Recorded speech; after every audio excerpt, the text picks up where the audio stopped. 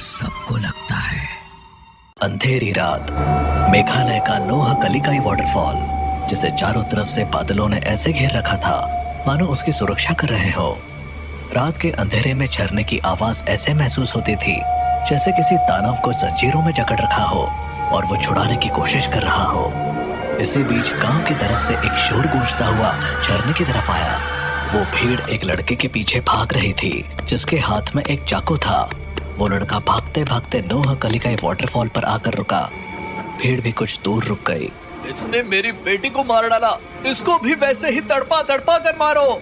मारो मारो मारो मारो। अचानक उस लड़के को एक आवाज सुनाई दी, कूद जाओ, कूद जाओ, खत्म कर दो इस जीवन को, कूद जाओ, कूद जाओ।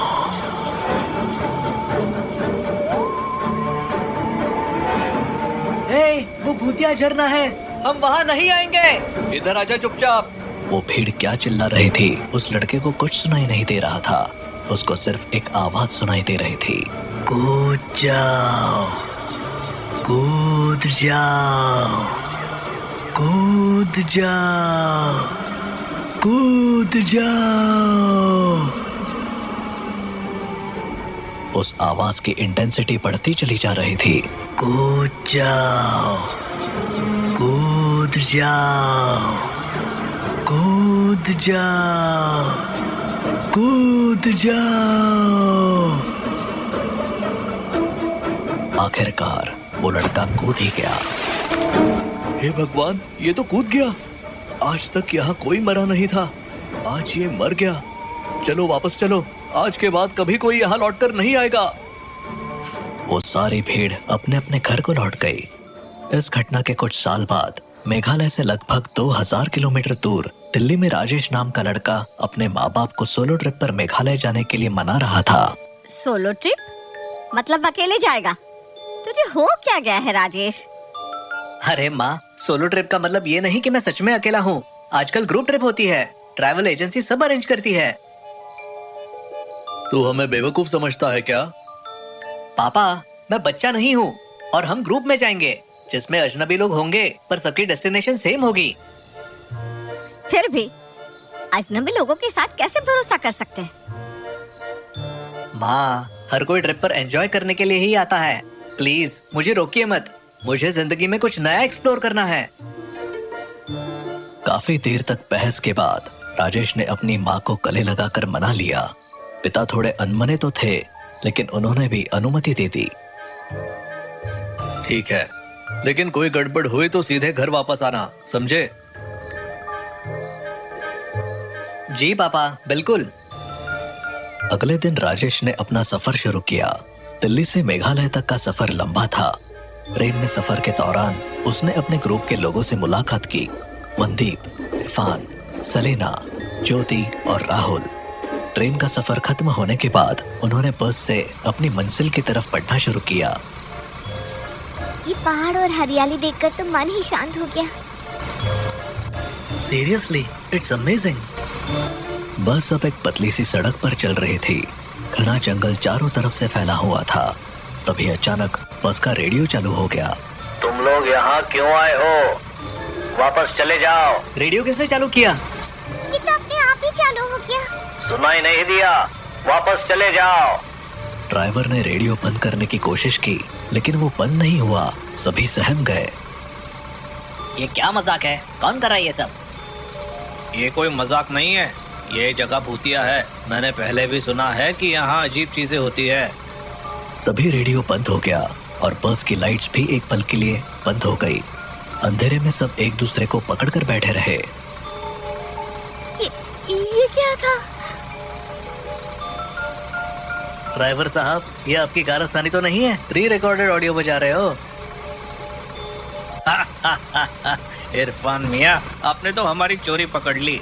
मैं तो बस सफर का रोमांच बढ़ाने की कोशिश कर रहा था। रोमांच की जगह आपने हमारे दिल की धड़कन बढ़ा दी। ये तो मजाक था, पर उन लोगों को पता नहीं था कि ये तो शुरुआत थी। असली खौफ तो अभी बाकी था। सुबह का समय था। और चेरापूंजी की ताजी हवा में एक अलग ही जादू था। बस से उतरते ही उनका स्वागत गाइड डेविड ने किया। आप लोग चेरापूंजी की असली खूबसूरती देखने आए हैं तो यकीन मानिए ये सफर आपको हमेशा याद रहेगा। लेकिन याद रखना, प्रकृति जितनी खूबसूरत है उतनी खतरनाक भी। आप तो शुरुआत में ही डरा रहे हैं। डरना मत, मैं साथ हूँ, चलिए चले। डेविड उन्हें एक एक जगह लेकर गया। हरियाली, अनगिनत झरने और लगातार गिरती बारिश ने उन सबको मंत्रमुग्ध कर दिया। बादलों के पीछे चलते हुए उन्हें ऐसा लग रहा था जैसे वो किसी जादुई दुनिया में आ गए हों। ये जगह तो सपनों जैसी है, मैं यही रहना चाहती हूँ। यहाँ सिर्फ घूमने में मजा है, रहना मुश्किल है। हमेशा बारिश जो होती है।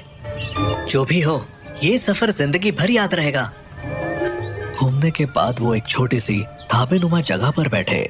खाने पीने के बीच बातचीत शुरू हो गई और डेविड ने उन्हें नोह कलिकाई वाटरफॉल के बारे में बताया। आप लोग नोह कलिकाई वाटरफॉल के बारे में जानते हैं? बस इतना पता है कि ये एशिया का सबसे ऊंचा झरना है। ये सिर्फ झरना नहीं, इसके साथ एक खौफनाक कहानी भी जुड़ी है। कहानी के मुताबिक कई साल पहले यहाँ एक महिला रहती थी जिसका नाम लिकाई था। उसने अपने बेटी को पालने के लिए दूसरी शादी की, लेकिन उसका दूसरा पति बहुत ही क्रूर था। उसने लिकाई की बेटी को मारकर उसका मांस पका दिया। जब लिकाई को ये सच्चाई पता चली तो उसने इस झरने से कूदकर जान दे दी। तभी से इसे नोहक लिकाई वाटरफॉल कहते हैं। लोग कहते हैं कि यहाँ जाने वाले को आत्महत्या करने के ख्याल आते हैं, इसीलिए इसे भूतिया जगह माना जाता है। सभी के चेहरे पर डर और अजीब सी बेचैनी साफ दिख रही थी। God, this is horrifying. लेकिन क्या ये सच है? मैंने ये चीज फर्स्ट हैंड एक्सपीरियंस की है। मैं आपको वहां जाने की सलाह नहीं दूंगा। सभी ने उस जगह जाने की इच्छा जताई, लेकिन डेविड ने मना कर दिया। रात में सभी अपने कमरे में लौट आए, लेकिन राजेश के मन में उस जगह को देखने की इच्छा हो रही थी। उसने राहुल से बात की। राहुल, मुझे नोह कलिकाई वाटरफॉल जाना है, तुम मेरे साथ चलोगे? तुम पागल हो गए हो क्या? डेविड ने मना किया था ना। बस एक बार देखेंगे और लौट आ जाएंगे यार, प्लीज। ठीक है, पर जल्दी वापस आना होगा। रात के सन्नाटे में दोनों चुपके से होटल से निकलकर झरने तक पहुंच गए। झरने की गड़गड़ाहट और उसकी ऊंचाई देखकर वो दंग रह गए, लेकिन तभी उनके दिमाग में अजीब ख्याल आने लगे। कूद जाओ, कूद जाओ, ये जीवन बेकार है, कूद जाओ।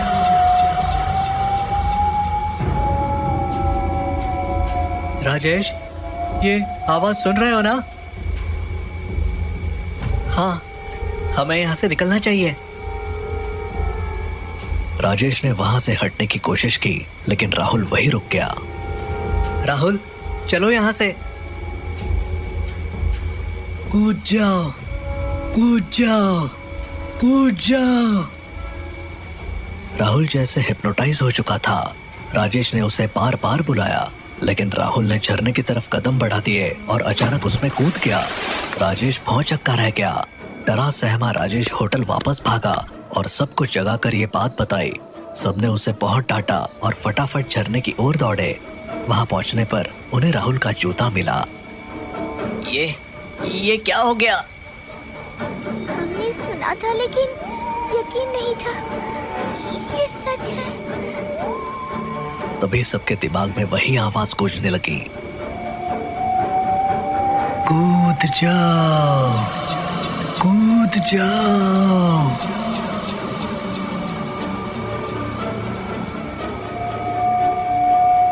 यहाँ से भागो, जल्दी। सभी लौटने लगे, लेकिन तभी सेलिना ने अचानक इरफान को झरने में धक्का दे दिया। सेलिना, तुमने ये क्या किया? मुझे भी वही आवाज सुनाई दे रही थी। मैं खुद कूदने वाली थी, लेकिन अचानक उसे मारने का ख्याल आया। सभी हैरान परेशान होकर सेलिना को लेकर होटल लौट आए। सेलिना झूठ बोल रही है, ये उसका सिर्फ बहाना है। मर्डर हुआ है, हमें पुलिस को बुलाना चाहिए। हाँ, सच पता चलेगा। ये कत्ल है, इसे छुपा नहीं सकते। फिर सच कह रही हूँ, वो आवाज मेरे दिमाग में गूंज रही थी। मुझे नहीं पता चला मैंने क्या किया। रुकिए, आप लोग समझ नहीं रहे हैं। ये घटना अजीब है, पर मैंने पहले भी ऐसा सुना है। नोहक लेकाई वाटरफॉल के पास जाने वाले पहले सिर्फ खुद को नुकसान पहुंचाते थे, पर कुछ साल पहले एक लड़के ने गांव में किसी का खून कर दिया और भागकर वही जाकर खुदकुशी कर ली। तब से वहां जाने वालों को आत्महत्या के ख्याल के साथ साथ किसी और को भी मारने के विचार आते हैं। ये जगह अब खतरनाक हो चुकी है। ये सब अंधविश्वास जैसा लगता है। आप माने या ना माने, लेकिन मैंने ये बात कई बार सुनी है। ये सब उस लड़के की आत्मा कर रही है। सभी के चेहरे पर डर का साया था। किसी ने सोचा नहीं था कि उनका सफर इस तरह एक पूरे सपने में बदल जाएगा। तभी ज्योति बोली, राजेश कहाँ है? वो यहाँ नहीं दिख रहा। क्या वो फिर से झरने की तरफ गया है? नहीं, हमें उसे रोकना होगा। सभी घबराए हुए झरने की ओर भागे। वहां पहुंचकर उन्होंने देखा कि राजेश झरने के बिल्कुल किनारे पर खड़ा था और ऐसा लग रहा था जैसे वो किसी से बात कर रहा हो। राजेश, वहाँ से हटो। क्या कर रहे हो? यहाँ आओ। तभी राजेश के पास एक साया दिखाई दिया। साया कुछ पल के लिए रुका और फिर गायब हो गया। राजेश ने सिर घुमाकर उनकी ओर देखा और धीरे धीरे वापस आ गया। राजेश, वहाँ क्या हो रहा था? मुझे ऐसा लग रहा था जैसे कोई मुझसे बात कर रहा हो। वो कह रहा था कि मैं यहाँ से मत जाऊं। वो मुझे रोक रहा था। सभी ने घबराकर राजेश को वहां से दूर किया और वापस लौटे, और उन सब ने फैसला किया कि अब उन्हें दिल्ली लौट जाना चाहिए। बस चल पड़ी। धीरे धीरे लंबे सफर और मानसिक थकावट के चलते सभी सो गए। लेकिन रात के अंधेरे में राजेश अचानक उठ गया। उसकी आंखें लाल थी और उसमें कोई इमोशन नहीं थे। वो अपनी जेब से एक चाकू निकालकर धीरे धीरे अपने साथियों की तरफ बढ़ा। तुम सबको जाना होगा, तुम सबको जाना होगा। राजेश ने एक एक करके सभी को चाकू मारना शुरू कर दिया। उनकी चीखें सुनने वाला ड्राइवर के सिवा कोई नहीं था। ये लड़का पागल हो चुका है। ये आत्मा का खेल है। इसे रोकने का एक ही तरीका है। राजेश जब ड्राइवर की तरफ बढ़ा तो ड्राइवर ने बस को रोकने की बजाय तेज रफ्तार से चलाते हुए उसे सीधा खाई में गिरा दिया। बस एक जोरदार धमाके के साथ नीचे गिरी और पल भर में आग की लपटों में गिर गई। राजेश, ड्राइवर और बाकी सभी की मौत हो गई।